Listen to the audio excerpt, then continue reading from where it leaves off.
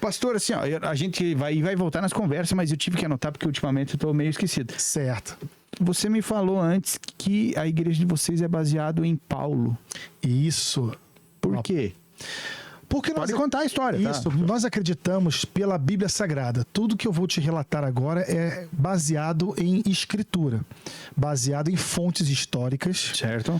baseado em teologia bíblica. O apóstolo São Paulo, ele foi o apóstolo separado por Jesus para pregar para nós. Como assim, pastor, para nós? Por quê? Porque quando você fala de Mateus, quando você fala de Marcos, quando você fala de Lucas, Mateus, cobrador de impostos, o livro mais judaico da Bíblia é Mateus. Provavelmente foi escrito até em aramaico.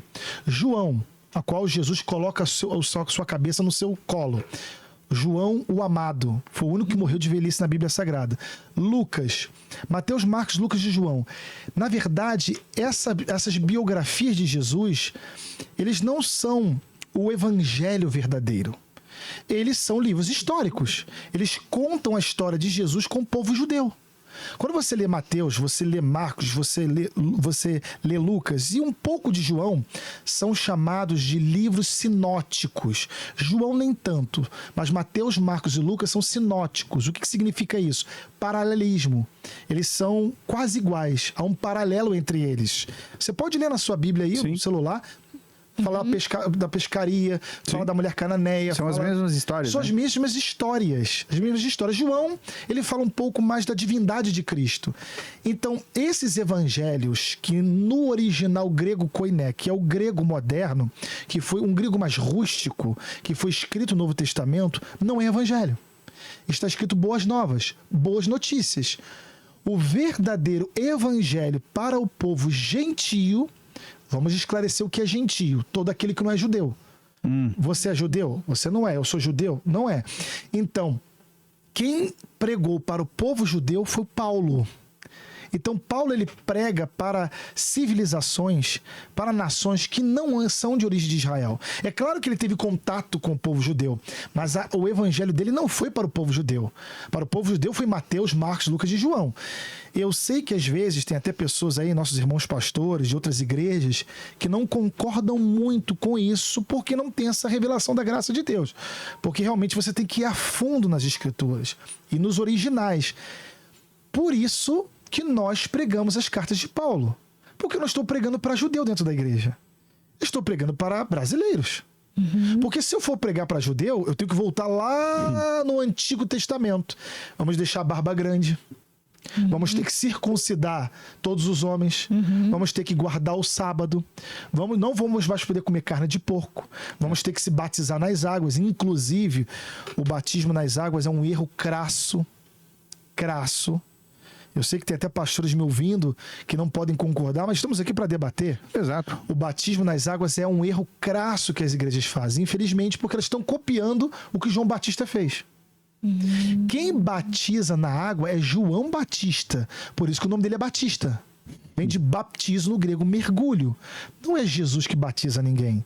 Em João capítulo 4, versículo 2, diz que Jesus não batizou ninguém, seus discípulos. Por quê? Porque eles eram judeus.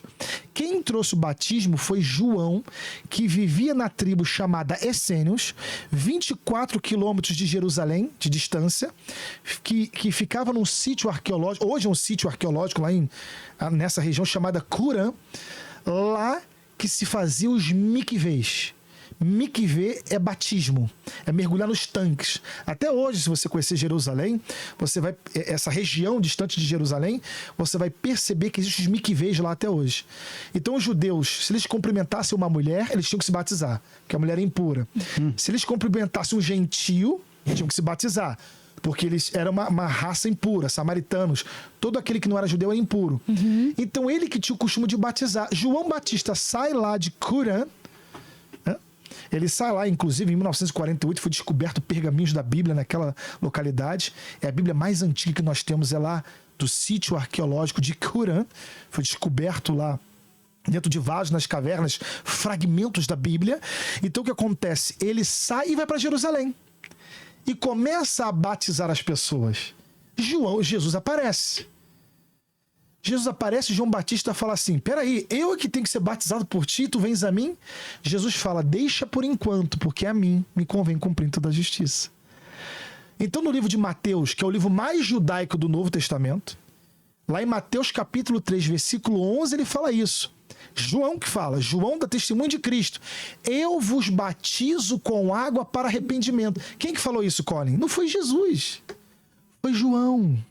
Eu vos batizo com água para arrependimento, mas vem um após mim, que não sou digno de atar as suas sandálias, ele vos batizará com o Espírito Santo e fogo. Então, eu acredito no batismo do Espírito Santo e com fogo. Esse é o verdadeiro batismo. Por isso que nós seguimos o que Paulo pregou. Porque lá em 1 de Coríntios, capítulo 1, versículo 17, Paulo diz: eu não vim para batizar, mas para pregar o evangelho. Colin, se você nesse momento aqui reconhecer Jesus, reconhecer o que é ele. O que é reconhecer Jesus? É falar, a partir de agora Jesus é o Senhor da minha vida. Mas eu confesso isso com a minha boca. Você está batizado com o Espírito Santo. Não precisa passar pelas águas. Aí, infelizmente, não criticando outras igrejas, jamais, não estou aqui para isso, talvez venham algumas denominações e forçam você a ser batizado.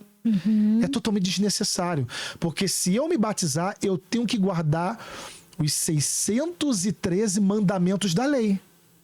613? 613, 10 mandamentos lá em Êxodo, e depois Deuteronômio, Levítico, Números, o Pentateuco, os 5 primeiros livros da Bíblia. Eu tenho que seguir aquilo tudo. Eu não consigo seguir os 613 mandamentos da lei. Jesus resumiu a lei em 2. Amarás a Deus sobre todas as coisas e o próximo como a ti mesmo. Então eu não preciso me batizar nas águas, porque se eu crer em Jesus já tenho o Espírito Santo, que ninguém não pode confessar o Senhor Jesus se não for pelo Espírito. Se você tem o desejo de Jesus, se você confessou, tu já tem ele. É aquilo que nós conversamos lá, antes de abrir aqui a nossa conversa. Você já tem ele. Eu não posso impor mais nada na tua vida. Se você eu já tenho ele, pastor.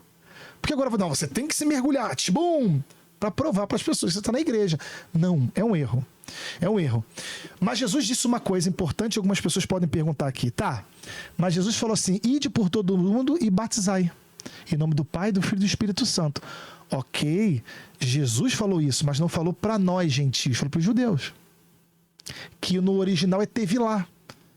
Batismo no original significa tevilá, mergulho. Ele falou para os judeus, não para nós, gentios. Então, Paulo escreveu 14 epístolas, de Romanos até o livro de Hebreus. 14 epístolas para a igreja gentílica. Os romanos, os coríntios. Quem são os coríntios? Os gregos. Corinto era uma polis grega, como Esparta e Atenas.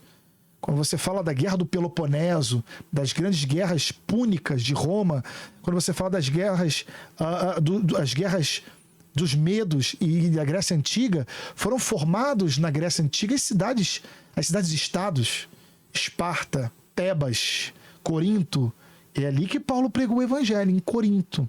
Em Salônica, em Tessalônica, pregou aos hebreus, inclusive uma carta na Bíblia aos hebreus, ele manda deixar de lado toda a lei de Moisés. Não precisa batizar, não precisa jejuar, não precisa fazer nada disso. É somente viver pela fé. Então, resumindo tudo o que você me perguntou sobre o Paulo, ele pregou para os gentios. A missão dele foi para os gentios. E a minha missão aqui não é pregar para judeu. A minha missão é pregar para o povo de Xaxim, porque ninguém aqui é judeu. Perfeito.